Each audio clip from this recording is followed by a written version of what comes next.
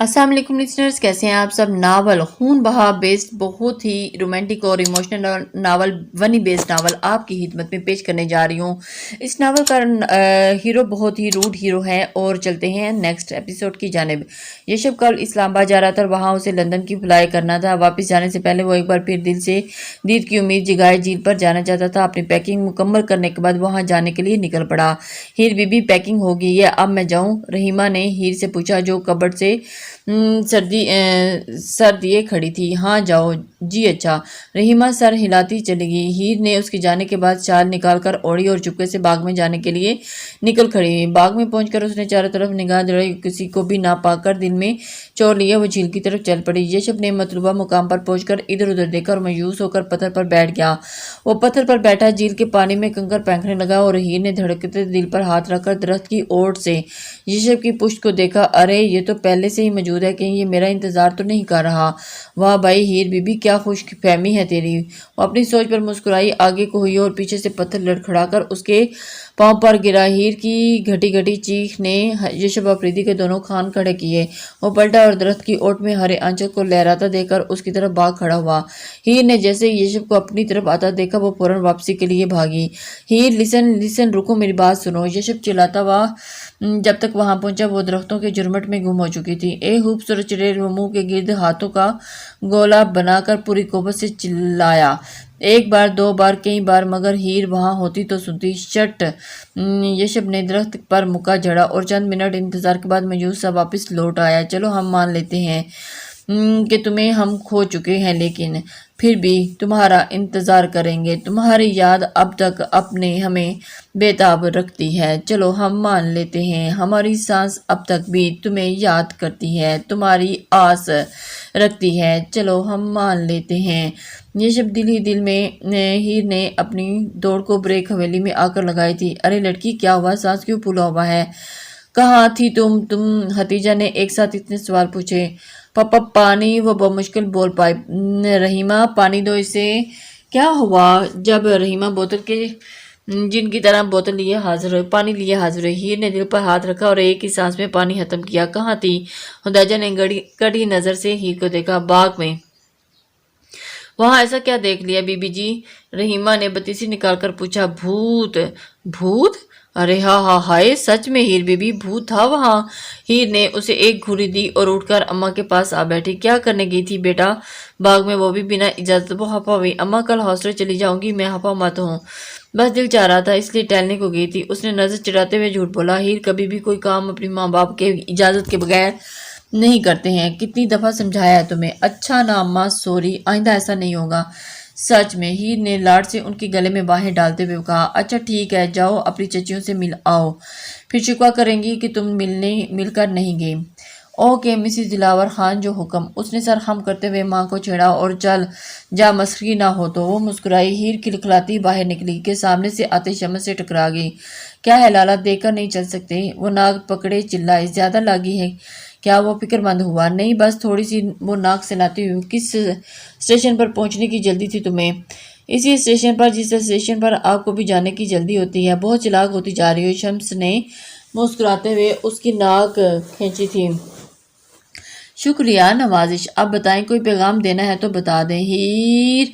शम्स लाला ने एकदम से उसको पुकारा। हा हा हा। वो खिलखिला कर हंसी। मैं कहूँगी कि भाभी आपको लाला पिछले बाग में बुला रहे हैं। कैसा? शम्स उसकी बात पर मुस्कुराया। शराफत से जाओ और मिलकर वापस आओ, खबरदार अगर कोई होशियारी दिखाई तो। अरे क्या लाला, मिल लें, चंद माह बाद तो बजाते खुद यहाँ मौजूद होंगी मिसिस शम्स दिलावर खान बनकर। इसलिए मेरी माँ ने तो उन दिनों में छुपकर मिलने को एंजॉय करें। वो राजदारी से बोली। अपने कीमती मशवरे खुद तक महदूद रखो, कोई उल्टी सीधी हरकत की तो सजा भी बराबर मिलेगी, समझी? ओह इंतहाई बोर हैं आप तो, न जाने पड़ोसी चचाजाद भरजाई का क्या क्या होगा। वो अफसोस से सर पर हाथ मारती आगे बढ़ गई। शम्स उसका अधिकारी पर मुस्कुराता हुआ सीढ़ियां फलांग गया। अगले रोज यशब इस्लामाबाद के लिए और इस्लामाबाद से लंदन के लिए फ्लाई कर गया था। यशब ने हीर दिलावर को उसकी बातों समेत एक अच्छी याद समझकर दिल में संभाल लिया था। दूसरी तरफ हीर का भी यही हाल था। ہیر پشاور آ چکی تھی ہاسٹل میں۔ دلاور خان نے اس کا ایڈمیشن پشاور یونیورسٹی میں کروایا تھا اور وہ پھر اس نے یشب آفریدی کو بھی ایک اچھی یاد سمجھ کر سائٹ پر کر دیا تھا اور وہ یہاں پڑھنے آئی تھی اور پوری دلجمی سے صرف پڑھنا ہی چاہتی تھی۔ ویسے بھی اس کی تربیت جس انداز میں کی گئی تھی اس کے مطابق کسی بھی غیر مرد کو سوچنا اس کے لیے عبث تھا، لہٰذا اس نے بھی یشب کو مزید یاد کرنا مناسب نہ سمجھا، کیونکہ وہ قسمت پر یقین رکھنے والی لڑکی تھی۔ جو مل گیا اسی کو صبر شکر کے ساتھ قبول کر لیا۔ یوں وقت کے ساتھ ساتھ ہیر یشب کے لیے اور یشب ہیر کے لیے ماضی کا حصہ بن کر رہ گئے تھے۔ کون کہتا ہے مٹ جاتی ہے دوری محبت سے، ملنے والے تو خیالوں میں بھی ملا کرتے ہیں۔ 6 سال بعد، پورے 6 سال بعد پھر سے ہیر دلاور خان کا نام یشب کے ارد گرد گونجا تھا۔ جب نکاح ہوا، بلند آواز میں ہیر دلاور ولد دلاور خان کے نام پر اس کی رضامندی لے رہا تھا اور اس نام پر ساکت تھا۔ برسوں بعد یہ نام سن کر یشب کے سوئے جذبات پھر پور انگڑائی لی تھی اور اس کے وہم و گمان میں بھی نہ تھا کہ ہیر اسی شمس کی بہن ہے جس نے اس کے یشار لالا کا قتل کیا تھا۔ وہ اسی کشمکش میں تھا جب بابا جان نے یشب کا کندھا ہلایا۔ سائن کرو، دیر ہو رہی ہے۔ یشب نے نہ سمجھی سے خاقان آفریدی کی طرف دیکھا اور پین پکڑ کر دھڑا دھڑ سائن کر دیے۔ نکاح کے بعد وہ غائب دماغی سے بچاڑا اور دوڑتا ہوا حویلی پہنچا، مگر اب جھٹکا لگنے کی باری ہیر کی تھی جب اس نے اپنی نم آنکھوں کے سامنے یشب آفریدی کو غصے سے چلاتے دیکھا تھا، جو اسے اس کے گھر والوں اور اس کے لالا کو برا برا کہتے ہوئے کف اڑا رہا تھا۔ نکاح کے وقت وہ ہیر سن دماغ لیے بیٹھی تھی جس میں صرف ایک ہی بات گونج رہی تھی، وہ اور ہاں کی روایت کی بھینٹ چڑھ گئی تھی اور اسے ونی کر دیا گیا تھا۔ وہ بے قصور ماری گئی تھی اور اب سامنے یشب آفریدی کو دیکھ کر اس کا دماغ پھر سے سن ہو چکا تھا۔ ہیر نے آنکھوں میں آئی نمی صاف کر کے پھر سے ایک بار دیکھا اور شاید اس کی نظر کا دھوکہ ہو، مگر نہیں، سامنے وہی ینگ سا ہیرو، وہی ایک مکمل مرد کی صورت میں موجود تھا۔ تب کے یشب میں اور اب کے یشب میں بہت فرق تھا۔ تب وہ مسکراتے ہوئے اسے دیکھ رہا تھا اور اب غصے سے بھرا اس کا چلا رہا تھا۔ وہ مزید کچھ سوچتی کہ یشب کے نے پاس آ کر جھٹکے سے اس کی گردن دبوچی اور اپنا اس کا قصہ تمام کر کے یہ حساب برابر کر دوں گا۔ وہ ہیر کی گردن دبوچ کر چیخا تھا۔ یشب کے اس رد عمل پر ہیر کے اندر سے رہی سے ہمت ٹوٹ گئی تھی۔ دل میں موجود یشب آفریدی کی دھندلائی سی شبہ مزید دھندلا گئی۔ یہ وہ یشب نے اس کے دل میں ابھرتی مدھم سرگوشی نے اس کے دل کے آنکھوں میں دیکھے کو جھٹلایا تھا۔ اسی وقت خاقان آفریدی نے بیچ میں آ کر یشب کے ہاتھ گردن پر سے ہٹوائے۔ وہ ایک خون آلود نظر ہیر کی کاجل پھیلی آنکھوں میں گاڑتا حال سے نکل گیا تھا۔ پیچھے ہیر قسمت کی اس ستم ظریفی پر ساکت رہ گئی تھی۔ یشب کو اپنے کمرے میں دیکھ کر تہانے چھوڑ آیا تھا اور وہ ہیر کو دیکھ کر ڈر چکا تھا۔ وہ ڈر چکا تھا کہ کہیں اس کا دل پھر سے اس کا ساتھ دغا نہ کر جائے، کہیں ایسا نہ ہو کہ ہیر کی صورت میں اسے بھلا دینے پر مجبور کر دے۔ وہ جو نہیں بھولنا چاہتا تھا، وہ خون بہا میں آئی صرف ایک خونی کی بہن تھی جو سزا بھگتنے آئی تھی اور بس خود کو باور کروا چکا تھا۔ ہیر کو بیسمنٹ میں بند ہوئے 1 ہفتہ ہو چکا تھا، مگر مہرو یشب کے کمرے میں آئی تھی۔ یشب، مجھے تم سے ضروری بات کرنی ہے۔ جی بھابی بیٹھے۔ یشب کتاب ٹیبل پر آ کر اس کی طرف آیا۔ مہرو اس کے سامنے صوفے پر ٹک گئی۔ کیا یہ وہی ہیر ہے جو تمہیں 6 سال پہلے ملی تھی جھیل پر؟ یشب نے حیرانگی سے مہرو کو دیکھا۔ ایسے کیا دیکھ رہے ہو؟ جو پوچھا ہے اس کا جواب دو۔ جی، یشب نے سر جھکا کر اقرار کیا۔ تو پھر بھی تم نے اسے تہہ خانے میں چھوڑ آئے ہو۔ اس کا اصل ٹھکانہ وہی ہے؟ اس کا اصل ٹھکانہ کہاں ہے؟ اپنے دل سے پوچھو بھابی پلیز۔ وہ میری ٹین ایجز کی فیلنگ تھی اور اب ایسا کچھ نہیں ہے۔ کیا واقعی ایسا ہے؟ مہرو نے آنکھیں اچکائی۔ آپ کہنا کیا چاہ رہی ہیں؟ صاف صاف کہیں۔ میں بس اتنا کہہ چاہ رہی ہوں کہ جو کچھ ہو چکا ہے اس میں ہیر کا کوئی قصور نہیں، اس لیے یشار کے خون کی سزا اسے مت دو۔ وہ رسان سے بولی۔ وہ یہاں سزا بھگتنے ہی آئی ہے بھابی۔ کس جرم کی؟ وہ لاجواب ہوا۔ دیکھو یشب، تم ایک پڑھے لکھے انسان ہو، تمہارے منہ سے ایسی جہالت والی امیز گفتگو جچتی نہیں ہے۔ جو کچھ ہو چکا ہے وہ سب قسمت میں تھا۔ یشار اتنی ہی عمر لکھوا کر آئے تھے۔ شمس خان تو صرف ان کی موت کی وجہ بنا ہے، اور نہ بنتا تو کوئی اور وجہ بن جاتی۔ جانا تو تب ہی ہوتا جب بلاوا آ جاتا، تو موت تو برحق ہے۔ یشب، آج نہیں تو کل ہم سب کو چلے جانا ہے، پھر یہ لڑائی جھگڑا خون قتل بدلے، اس سب سے کیا حاصل؟ مہرو اسے سمجھا رہی تھی۔ بھابی آپ یہ کہہ رہی ہیں؟ وہ اس کی طرف دیکھتے ہوئے کہہ رہا تھا۔ یشب، میں جانتی ہوں تم میری عزت کرتے ہو، میری ہر بات بلا تردد مانتے ہو، اب میری ایک بات مان کر میرا مان رکھ لو یشب۔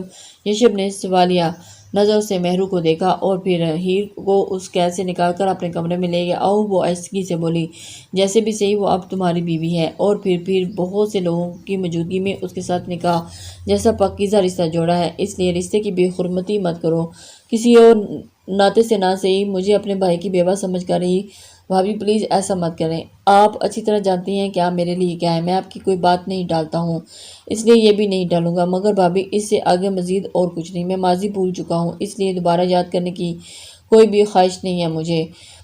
میرو اس کی طرف دیکھتی ہوئی، تم نے میرا مان رکھ لیا، اتنا ہی کافی ہے میرے لیے، اس سے آگے تم جو بھی چاہو کرو، مگر یہ بات مت بھولنا کہ ہیر بے قصور ہے۔ مہرو نے آہستگی سے بابر کروایا۔ ہوں، یشب نے پرسوچ انداز میں سانس خارج کر کے بات کی۔ مہرو نے وعدے کے بعد 2 دن بعد ہیر کو اپنے کمرے میں لے آیا تھا، مگر فی الحال اسے بے قصور ماننے کو راضی نہ تھا۔ اس لیے یشب نے ہیر کے ساتھ کسی قسم کی نرمی نہیں برتی تھی۔ جھوٹی مسکان لیے اپنے غم چھپاتے ہیں، سچی محبت کرنے کی کیا خوب سزا ملی ہے۔ ہیر کا سارا کانفیڈنس تو اسی دن بربری ریت ہو چکا تھا جب اس کو قربانی کے لیے پنچایت میں پیش کیا گیا تھا۔ وہ ہمیشہ سے ہی اپنے علاقے کی ان فرسودہ ظالمانہ روایات سے بہت نالاں تھی، مگر یہ نہیں جانتی تھی کہ ایک دن وہ انہی ظالمانہ روایات کی بھینٹ چڑھ جائے گی اور اسے بلی چڑھانے والے اس کے اپنے سگے رشتے دار ہوں گے۔ نکاح کے بعد جب وہ اپنے بھاری قدم گھسیٹتی افریدی حویلی میں داخل ہوئی تو وہ ایک نئی ہیر بن چکی تھی، جو ڈرپوک بھی تھی اور بزدل بھی، مگر اب بہادر نہ رہی تھی، کیونکہ اب اسے ساری زندگی اپنی لالا کی غلطی کی سزا جو بھگتنا تھی۔ وہ بھی ویسا ہی دن تھا جیسے دن کو ہیر باغ اور جھیل کنارے جا کر انجوائے کرتی تھی۔ سردیاں جا رہی تھی اور گرمیوں کی آمد تھی۔ انہی دنوں کے سوز لطف کو محسوس کرنے کی وہ ٹیرس پر آئی تھی، مگر اب وہ بہت کچھ بدل چکا تھا۔ نہ تو دل میں کوئی خوشی تھی اور نہ ہی کوئی امنگ، اس لیے وہ انجوائے کرنے کے بجائے وہاں بیٹھ کر ماضی میں گزرے ایسے ہی دنوں کو یاد کرنے لگی تھی۔ اسے 6 سال پہلے وہ دن پوری جزیات سے یاد آیا تھا جب وہ ایسے موسم کا لطف لینے جیل گئی تھی جہاں اسے پہلی دفعہ یشب خان افریدی ملا تھا۔ ہیر کو اس دن ایک ایک بات یاد آ رہی تھی، وہ اپنی اور یشب کی کہی ہر بات کو اپنی زبان سے دہراتا تازہ کر رہی تھی۔ وہ ماضی میں بھٹکتی اور نہ جانے کیا سوچتی، مؤذن کی آواز پر حال میں لوٹی، اوہ مغرب بھی ہوگی اور مجھے پتہ ہی نہیں چلا۔ وہ بڑبڑاتی ہوئی کمرے کی طرف بڑھی۔ ہیر نے مغرب کی نماز پڑھ کر جیسے ہی دعا کے بعد ہاتھ اپنے چہرے پر پھیرے، ہٹا کر اس کی نظر بیڈ پر بیٹھے یشب پر پڑی، جس کے بازو پر بندھی پٹی دیکھ کر وہ نہ جانے کس جذبے کے تحت بے چین ہوتی جلدی سے اس کے پاس پہنچی۔ یہ کیا ہوا آپ کو؟ وہ فکر مندی سے پوچھتی ہوئی بیڈ پر یشب کے سامنے آ بیٹھی۔ کچھ نہیں، یہ پٹی کیوں بندھی ہے اور یہ خون کہاں ہے؟ نہ کچھ نہیں ہوا، وہ چڑ کر بولا۔ یشب یہ کیسے ہوا؟ آپ کو چوٹ کیسے آئی؟ مجھے بتائیں نا پلیز۔ ایک آنسو چپکے سے ہیر کی آنکھ سے نکل کر گال پر پھسا۔ وہ رو رہی تھی اس شخص کے لیے جو ماضی میں کبھی اسے اچھا لگا تھا اور جسے بھلا کر وہ بھول نہیں پائی تھی، جس نے اسے صرف اور صرف ایک خونی کی بہن سمجھا تھا، جس نے اس سے کوئی نرمی نہ برتی تھی۔ پھر بھی وہ ظالم انسان ظالم شخص کی تکلیف پر رو رہی تھی۔ یشب نے حیرت سے اس کے آنسو کو دیکھتے ہوئے ہیر کی آنکھوں میں جھانکا، اور پھر جن میں فکر تھی اور پریشانی تھی، تکلیف تھی، پرواہ تھی اور شاید چاہ تھی۔ یہ وہی آنکھیں تو تھیں جن کو بار بار دیکھنے کی خواہش کی تھی کبھی۔ اب یہ آنکھیں اس کی اپنی ملکیت تھی اور اب ان میں ڈوب جانے کا حق رکھتا تھا۔ وہ ان کاجل بھرے نینوں میں ڈوب ہی گیا تھا۔ صرف ایک لمحہ لگا تھا یشب افریدی کے جذبات کو اس کی بے نیازی پر حاوی ہونے میں، اور وہ وہی سب کچھ بھلا کر ہیر کی ذات میں گم ہوتا چلا گیا۔ کیا کشش تھی اس کی آنکھوں میں، مت پوچھو۔ مجھ سے میرا دل لڑ پڑا اور پھر مجھے وہ شخص چاہیے۔ حال کی جانب بڑھتے ہوئے، ایک لمحے میں کمزور پڑ جانے والا مرد، یہ ہے آپ کی اصلیت۔ یشب کے کانوں میں ہیر کا کہا گیا فقرہ گونج رہا تھا۔ وہ اس وقت جھیل کنارے بیٹھا ہیر اور اس کی باتوں کو سوچتے ہوئے خود کو ملامت کر رہا تھا۔ ٹھیک ہی تو کہا تھا اس نے، یہی تو ہے میری اصلیت۔ کیوں میں کمزور پڑ گیا تھا؟